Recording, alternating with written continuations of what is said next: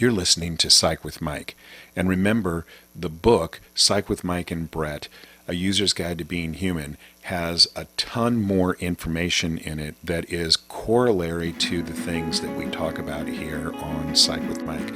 So pick up a copy and leave us a review on Amazon. That is super helpful. Subscribe to Psych with Mike on YouTube and on Apple Podcasts, and leave us a review on Apple if you would like, and that really helps out the show.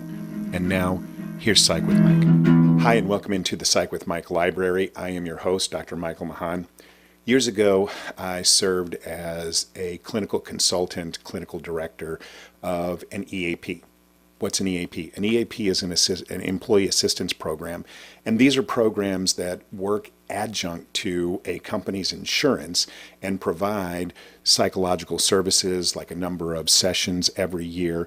Maybe they also provide smoking cessation, dieting help, some low-grade legal services, but they offer this as an adjunct to the insurance because the companies can save a tremendous amount of money on their insurance premiums by keeping people out of the insurance pool. And keeping them in their EAP can oftentimes be extremely cost effective for these companies. And they're good programs. But even when I was doing this back 10 years ago, we were developing bots that would be the first point of contact for individuals when they called the insurance company or called the EAP. Now, if you said that you were suicidal or identified some other significant psychological disorder, then that immediately got escalated to an in-person contact. But if you just were talking about low-grade mild depression, your entire contact, multiple different interactions, might exclusively be with the chatbot, and you might not even know. So companies are developing these chatbots as ways to deliver psychotherapy services intentionally, and sometimes without an individual knowing about it. So why is that important? Well, that's important because all of the developers of these large learning model AI platforms, so Google, Microsoft, Apple, OpenAI, all of them have come out and said very, very conclusively that they do not recommend the use of ChatGPT or any other AI as support for your mental health services. And why is that?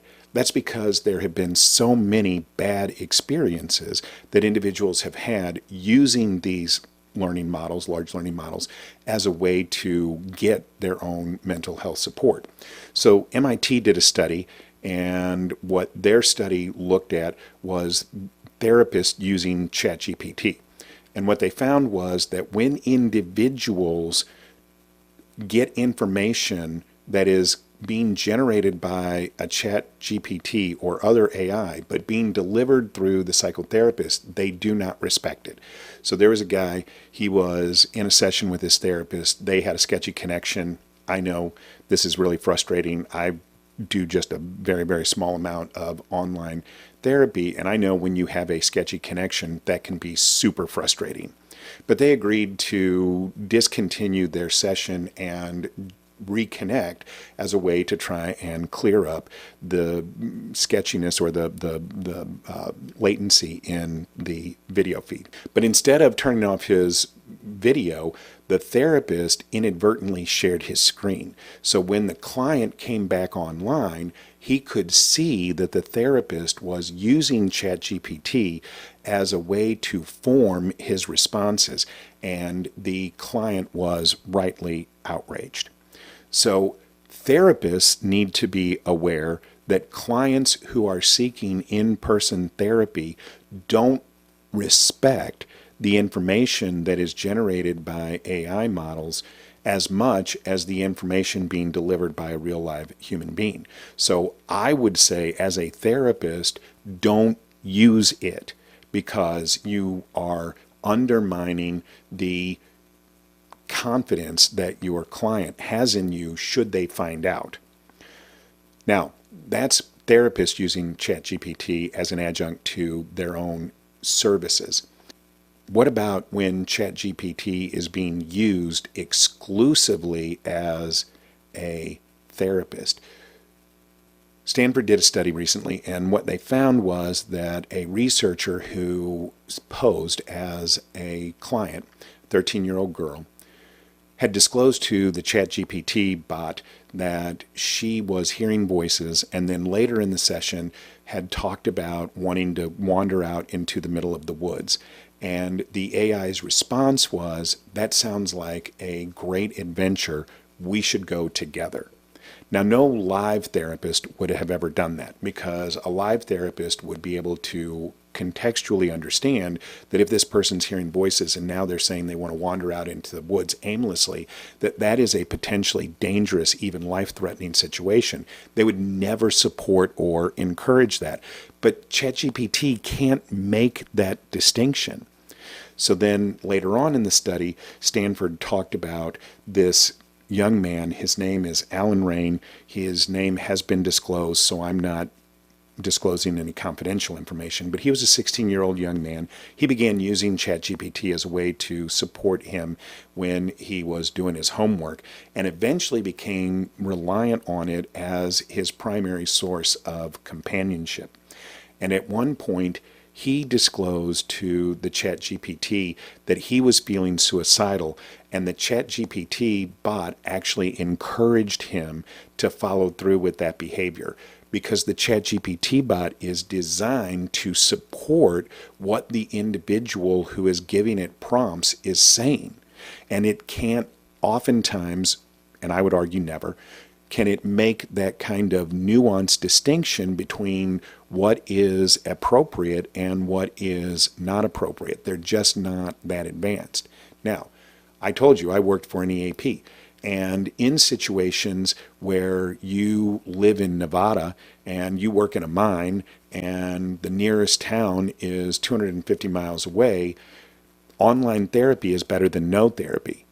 But would I ever encourage that individual access some form of AI? No, I wouldn't, because AI can't provide the same kind of service that a human can, and it can potentially be extremely dangerous when it hallucinates or misunderstands or doesn't contextually understand what the individual is saying. So AI is not ready for prime time. It should never be used as anybody's primary source of psychotherapy. If you live far away from anywhere, you find it difficult to be able to access services. Accessing real live human beings through therapy platforms that provide that through an electronic delivery system is always better than relying on some form of artificial intelligence. So what can't artificial intelligence do? So for number one, artificial intelligence cannot be HIPAA compliant.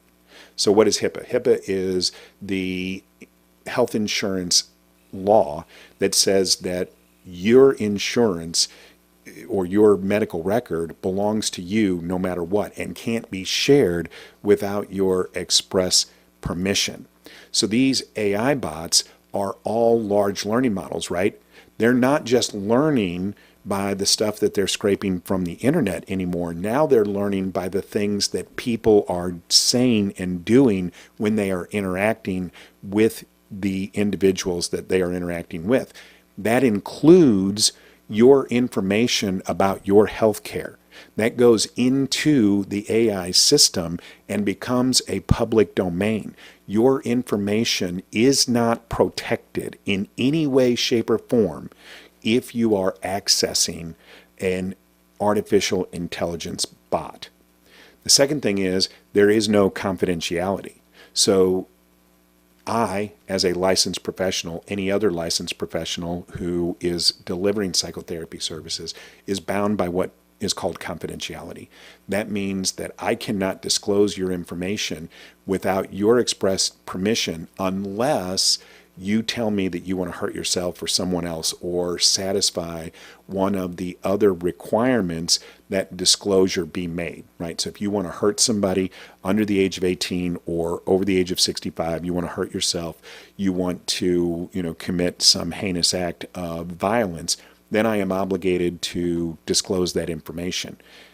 Chatbots don't operate with confidentiality. And again, what we know is that when you access the chatbot, your information goes into that pool. Just like if you share your location on your device and your phone is following you, you no longer have control over that information. Even if you come back later and say, hey, I didn't want the chatbot to know that I went to some kind of club, gentleman's club. I didn't want the chatbot to know that. Well, it doesn't matter. The information is already out in the wild. You can't get it back. The same thing's true with the information that you disclose to a chatbot when you are looking for support for your mental health. The chatbot now has that information, and it can be utilized by the chatbot to talk to other people, and you don't have any way of being able to control that. And if the chatbot discloses your information on the internet and you didn't want it to, you don't have currently any recourse to be able to hold the producers of that artificial intelligence accountable or hold the artificial intelligence itself accountable for giving you bad information. And then the final thing that I think is really difficult is you can't obtain your records. Does the chatbot even keep records, right? So if you come to my office and let's say that after we've been working together for a year, you are going to go get a divorce and now there's a custody battle. And so people are going to subpoena my records and I'm going to have to give them to them because they're going to subpoena them. If you decide that you want your record from a chatbot, you have absolutely no way of being able to obtain that. And there are very real reasons why that might be significantly important. And the chatbot will never be able to provide that. One of the things that I am particularly concerned about is the lack of ability that AI has to be able to form empathic connections. That's the topic for another show. But a chatbot can never have empathy for you. It doesn't matter how much that you think the chatbot is being supportive, it can't have an emotional connection with you. And so that's unreal. And a part of your brain knows that that's unreal. And you're not going to respect it as much. I don't care what anybody says. I don't care how many people say, oh, I interacted with a chatbot and it was great. That can't be based on your experience of a true emotional connection. So if you're telling yourself that you have an emotional connection with your chatbot, there was a movie called Her where, and I have not, full disclosure, have not seen the movie, but some actor played the role of an individual who falls in love with an artificial intelligence. I don't care how much you think the artificial intelligence cares about you, it cannot form an emotional connection with you. And so that's an illusion and a delusion. And part of your brain knows that, and it's going to create what's called cognitive dissonance, or the difficulty holding two conflicting thoughts simultaneously. If you believe the chatbot is supporting you, but you know the chatbot can't really have an empathic connection to you, that's causing cognitive dissonance in your brain, whether you are aware of it or not.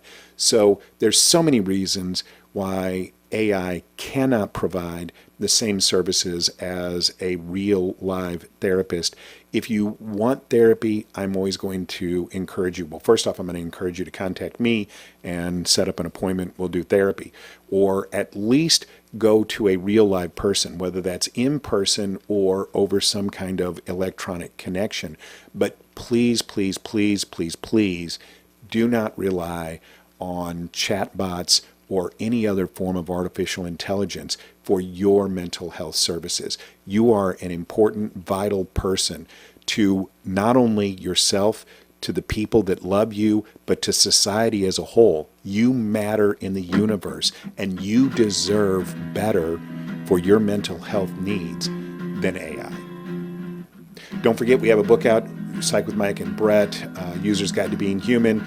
Please, please, please pick up a copy of that. I will leave a connection link to that book below. The music that appears in Psych with Mike is written and performed by Mr. Benjamin DeClue. And if it's Friday, it's Psych with Mike.